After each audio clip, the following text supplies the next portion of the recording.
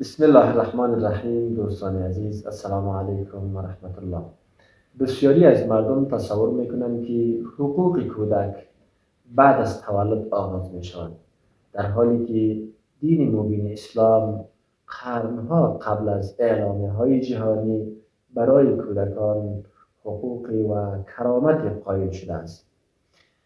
حقوق کودک قبل از تولد موضوع و عنوانی است که ما و جناب استاد پیرامون این موضوع صحبت می داشته باشیم.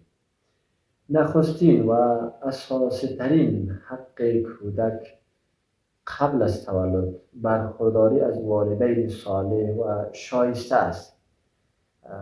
دین مبین اسلام مسئولیت تربیت فرزند را از زمان انتخاب همسر آغاز می کند، زیرا محیط خانواده نخستین مدرسه تربیت فرزندان است.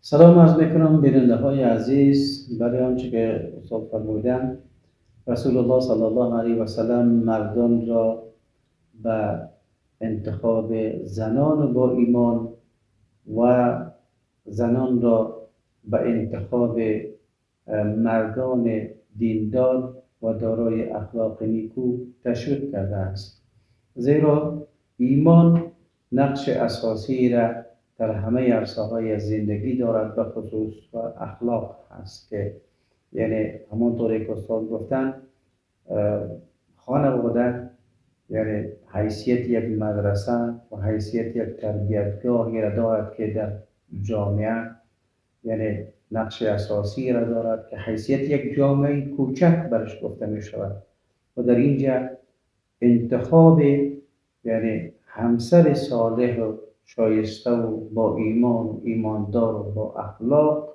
در حقیقت مسئولیت همانا یعنی پدری و مادری را دارد که در قسمت تربیت یعنی فرزندان آینده ایشان.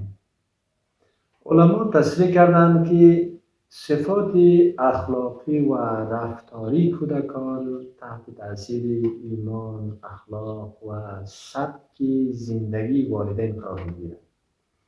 بنابراین انتخاب همسر از طرف پدر و یا از طرف مادر خیلی ها مهم و اساسی هست که فرزندانشان آینه والدینشان می شوند. به همین خاطر در انتخاب همسر باید دقت کامل به خرج داده شود.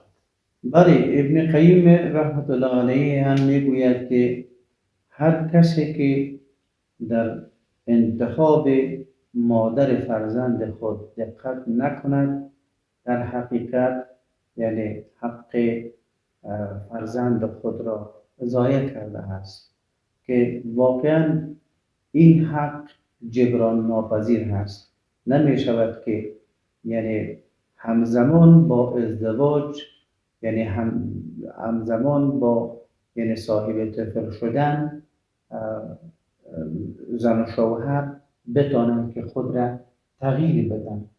این تغییر ناگهانی ناممکن است و این امکان ندارد تا ای که انتخاب معیاری به اصطلاح نداشته باشند قبل از ازدواجشان.